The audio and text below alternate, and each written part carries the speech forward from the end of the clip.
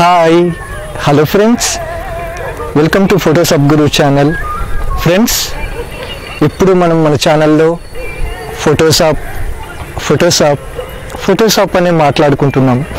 But ఈరోజు వాటన్నింటికి డిఫరెంట్గా ఒక ఇంటర్వ్యూలో అడిగినటువంటి క్వశ్చన్స్ కోసం మాట్లాడుకుందాం. సరేనా? నిజంగా మనల్ని చాలా ఇన్స్పైర్ చేసేటటువంటి క్వశ్చన్స్ అన్నమాట.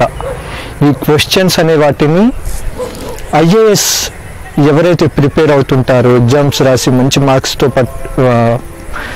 మంచి మార్క్స్ క్వాలిఫై అయ్యి ఇంటర్వ్యూకి అటెండ్ అవుతారు కదా, అలాంటి వాళ్ళకి అడిగారంట. క్వశ్చన్ ఏంటంటే ఒక ఇంటర్వ్యూయర్ ఏమో ఒక అతనికి అడుగుతున్నారు, క్వాలిఫై అయినటువంటి ఎగ్జామ్స్ రాసి క్వాలిఫై అయినటువంటి ఒక అబ్బాయికి. తన క్వశ్చన్ ఏంటిది అంటే, మీరు ఇప్పుడు ఒక నార్మల్ స్టేజ్లో ఉండొచ్చు, బట్ ఇంకొన్ని రోజుల్లో మీరు ఒక మంచి స్టాండర్డ్కి వెళ్ళారు, ఒక మంచి బిలియనీర్ అయ్యారు, పెద్ద పెద్ద కంపెనీస్ని మీరు రన్ చేస్తున్నారు. అలా రన్ చేస్తున్న మీరు ఒకానొక టైంలో మీ కంపెనీ మెంబర్స్ అందరితో కలిపి ఒక మీటింగ్ అటెండ్ చేశారనుకోండి. ఆ మీటింగ్కి అందరూ కూడా అటెండ్ అయ్యారు. అలా అటెండ్ అయినటువంటి ఆ మీటింగ్లో మీరు వేదిక మీద మాట్లాడుతున్నారు, మన కంపెనీ ఇది, మన కంపెనీని ఇలా ఇంప్రూవ్ చేయాలి, మన కంపెనీని ఇలా కష్టపడాలి, మన కంపెనీని ఇంత హార్డ్ వర్క్ చేస్తే ఇంతగా గ్రోత్ గెయిన్ చేస్తుంది, అలా ఇలా ఇలా అని చెప్పి మాట్లాడుతున్నారు. అలాంటి సిచ్యువేషన్లో మీ సిస్టర్ ఆ స్టేజ్ మీదకి బట్టలు లేకుండా వచ్చేసింది. ఇప్పుడు మీరు ఎలా రియాక్ట్ అవుతారు అని చెప్పి క్వశ్చన్ అడిగారండి. ఆ క్వశ్చన్ అడిగిన వెంటనే ఎవరైతే ఆ క్వశ్చన్ అడిగారో తను లేచి వెళ్ళి ఒక చెంప మీద కొట్టి వెళ్ళిపోయాడండి. అదే క్వశ్చన్ వేరే అతనికి అడిగారు. తను అన్నారు, నా చెల్లిని నేను చంపేస్తా అని అన్నారు. మూడో వ్యక్తి అన్నాడు, నా చెల్లిని నేను చాలా దెబ్బలు కొడతాను అని అన్నారు. నాలుగో వ్యక్తి అన్నారు, అందరినీ కళ్ళు మూసుకోమని చెప్తాను అని అన్నాడు. ఐదో వ్యక్తి అన్నాడు, నా బట్టలను తీసి నా చెల్లికి వేస్తాను అని చెప్పారు. ఆరో వ్యక్తి అన్నాడు, అందరినీ అక్కడి నుండి వెళ్ళిపోమని చెప్పి మా చెల్లికి అడుగుతాను, నువ్వు ఎందుకు అలా న్యూడ్గా వచ్చావు అని. ఒకరు చంపేస్తా, ఒకరు కొరికేస్తా, ఒకరు నరికేస్తా అంటున్నటువంటి అలాంటి సిచ్యువేషన్లో ఒక అతను చెప్తారు ఆన్సర్గా, ఇలా అంటున్నారు ఆన్సర్గా, నేను మా చెల్లిని ఎత్తుకుని ముద్దాడతాను సార్ అని చెప్పి అన్నారండి.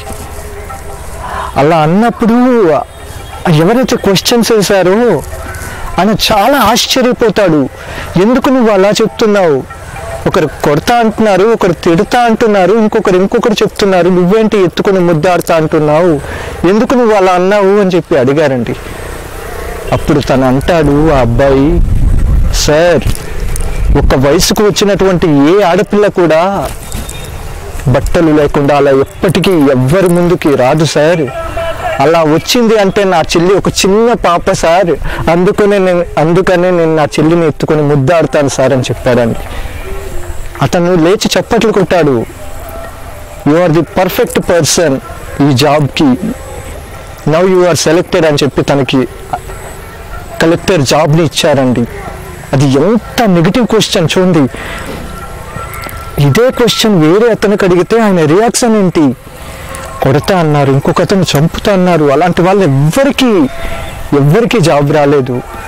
బట్ అలాంటి సిచ్యువేషన్లో, అలాంటి ప్రాబ్లమేటిక్ సిచ్యువేషన్ వచ్చినా కూడా తను ఎంత పాజిటివ్గా ఆలోచించగలిగారండి.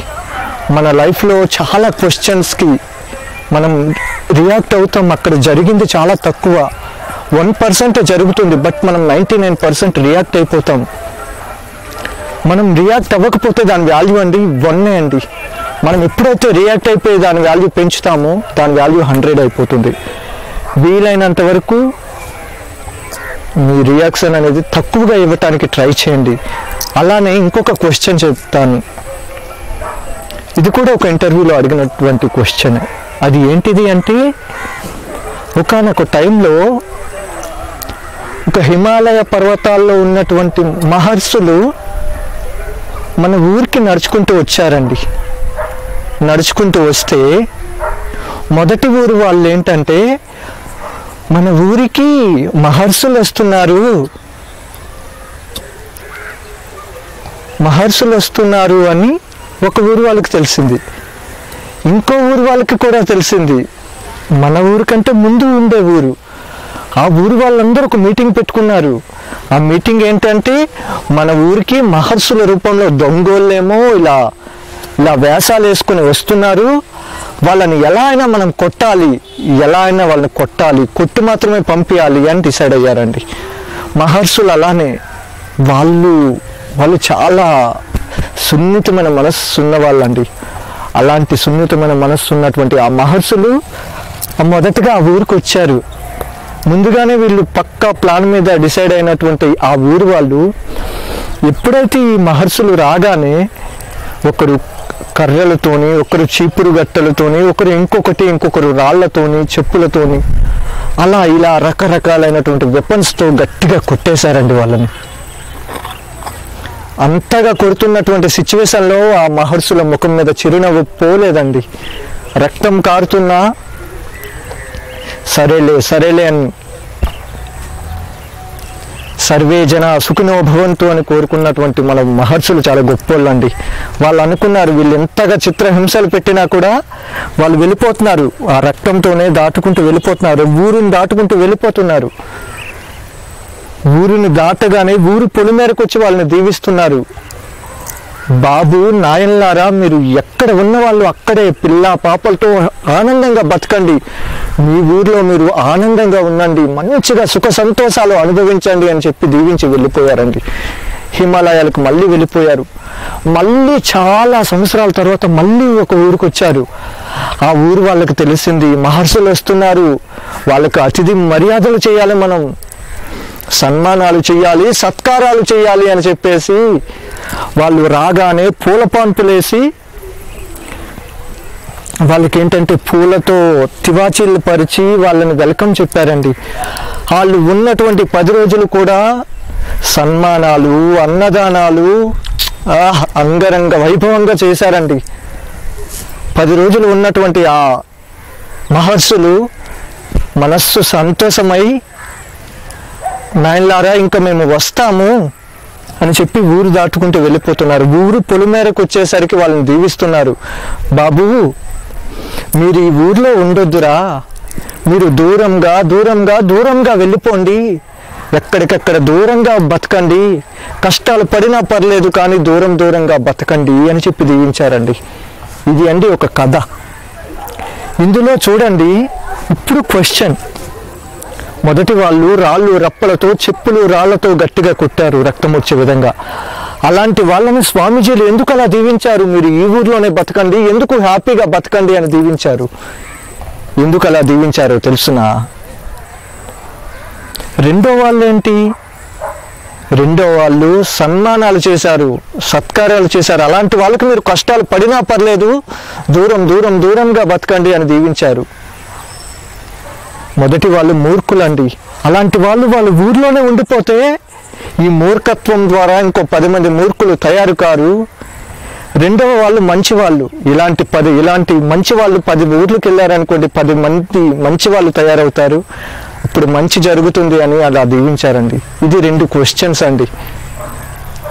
ఇలా అడిగినటువంటి క్వశ్చన్స్ మేబీ మీ ఫ్యూచర్లో కూడా ఎప్పుడైనా వినవచ్చు, లేదంటే మిమ్మల్ని ఎవరైనా అడగవచ్చు. సమాధానంగా వీటిని అయితే చెప్పండి. అప్పుడప్పుడు మనం ఇలాంటివి కూడా చెప్పుకుందాం. ఎప్పుడు ఒకటే వెళ్తూ ఉంటే చాలామంది అడుగుతున్నారు, ఏంటి అన్న ఎప్పుడు ఫోటోషాపేనా, బోర్ అవుతుంది అని. సరే, మన దగ్గర తెలుసుకోవాల్సిన చాలా నాలెడ్జ్ అనేది ఉంది, అదంతా మనం షేర్ చేసుకుందాం. అది మోటివేషన్ కానీ, ఇన్స్పిరేషన్ కానీ, ఇలాంటి చాలా టాపిక్స్ అనేవి మనం మాట్లాడుకుందాం. నిజంగా ఈరోజు ఈ 2 కథలు, ఈ 2 క్వశ్చన్స్ మీకు నచ్చాయని నేను అనుకుంటున్నాను. మళ్ళీ ఒక మంచి టాపిక్తో మళ్ళీ మనం కలుద్దాం. Thank you so much. మీ అందరి ఆదరాభిమానాలకి నేను మనస్ఫూర్తిగా ధన్యవాదాలు తెలుపుకుంటూ ఉన్నా. ఎప్పుడూ నవ్వుతూ ఉండండి, జీవితాన్ని ఎంజాయ్ చేయండి. I wish you all the best. Tata.